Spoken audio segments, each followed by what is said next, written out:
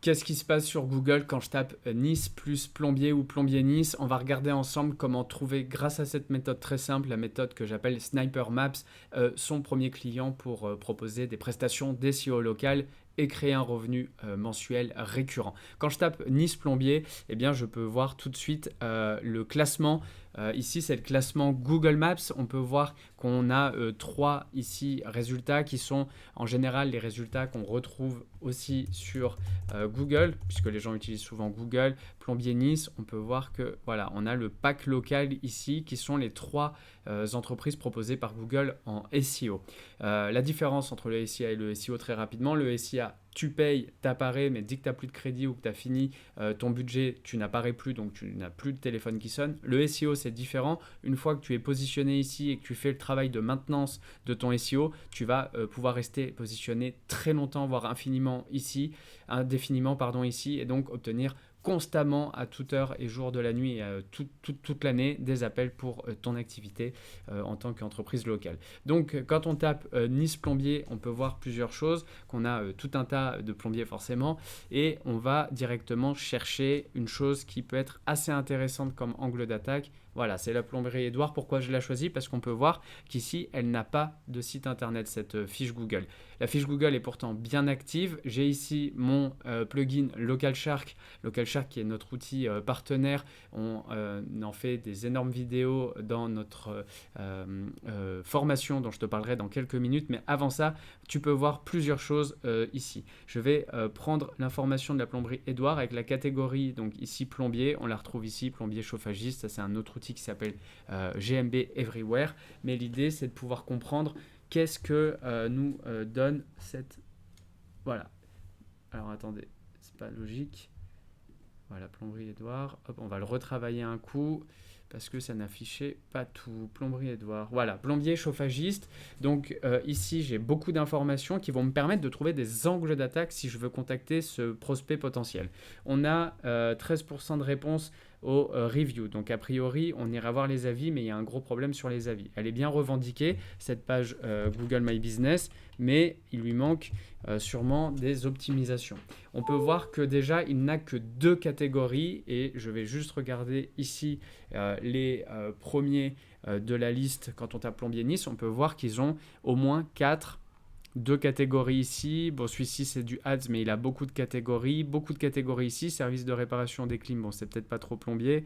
Hop, ça va charger. Fournisseur de système, ok. Donc, chauffagiste, on l'a. Qu'est-ce qu'on a? On a pas mal de choses. Beaucoup de plombiers seuls. Hop, chauffagiste, spécialiste de la salle de bain, fournisseur de chauffe-eau. Ça, ce sont des catégories qui peuvent souvent être rattachées à un plombier forcément. On a donc ces catégories qui peuvent être améliorées puisqu'il passe à côté d'activités qu'il fait probablement en tant que plombier. On peut voir aussi qu'il a une note de 4,6, donc plutôt une bonne note, 66 avis qui semble être assez peu par rapport à ce que je peux observer quand je regarde les premiers qui ont 600 et 639 avis. Attention, ce n'est pas le nombre d'avis qui va compter ici, mais bien la qualité des avis. J'y reviens dans 2 secondes. Et aussi la fraîcheur des avis, ça c'est très important. On a d'autres choses intéressantes, donc ici on peut voir qu'il a une description a priori qui pourrait être tout à fait bonne ou peut-être être à améliorer. On a surtout que 6 services renseignés, là où il est conseillé d'en mettre au moins une bonne trentaine, si ce n'est plus, pour bien venir enrichir sémantiquement la fiche GMB, parce que le SEO ce n'est que de l'enrichissement sémantique finalement, puisqu'on veut ressortir sur les bons mots-clés. Donc ici on voit qu'il propose trop peu de choses. Je pense que évidemment en tant que plombier, il fait un peu plus de choses que ces 6 pauvres services, donc à voir. Il y a aussi les produits. A priori ici on ne trouve pas de produits renseignés, donc il est fort à parier qu'il n'a pas renseigné ses services comme produits, et ça aussi ça peut l'aider à gagner en visibilité, mais ça on vous l'explique dans la formation dont je te parle dans quelques minutes. Quand je vais regarder autre chose, ce sont les avis de la plomberie Edouard. Je vais les trier et je vais regarder les plus récents. Je veux voir s'il y a de la fraîcheur dans ces avis.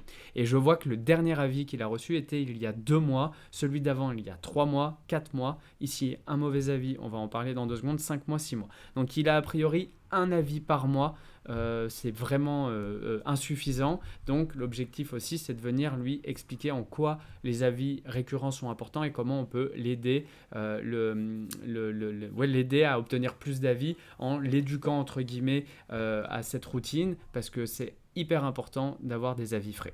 On peut voir qu'il a des avis plutôt intéressants, puisque disponible pour un chauffe-eau changé en dernière minute en situation d'urgence. Ça, c'est des bons avis en soi.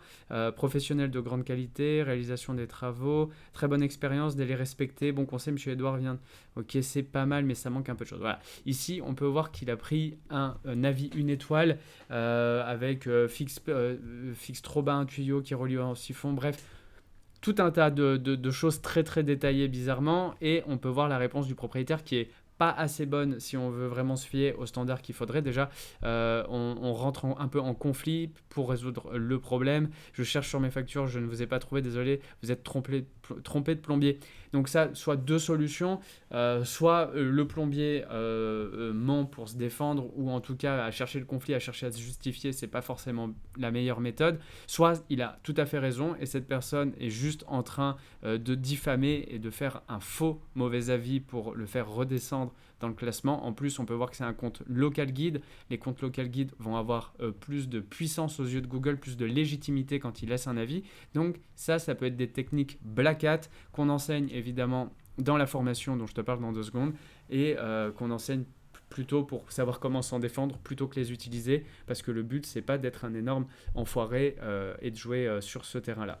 Quoi qu'il en soit, la méthode qui aurait dû être appliqué ici s'il avait été entre les mains d'une agence ou d'un expert SEO local, c'est déjà de répondre de manière à désamorcer le problème de manière très professionnelle, en offrant toujours une solution de repli, et surtout en contactant tout de suite les services Google pour demander à faire retirer cet avis. Alors ça, c'est pas garanti, mais s'il s'avère qu'on peut prouver que ceci est un faux avis ou que c'est de la diffamation, même si c'est pas aussi simple que ça, le dit avis peut être retiré par les services Google s'il s'avère qu'il est faux. Donc on peut voir ensuite qu'il a aussi tendance à ne pas répondre aux avis, ce qui est aussi une mauvaise pratique, parce qu'il passe à côté de 2 choses.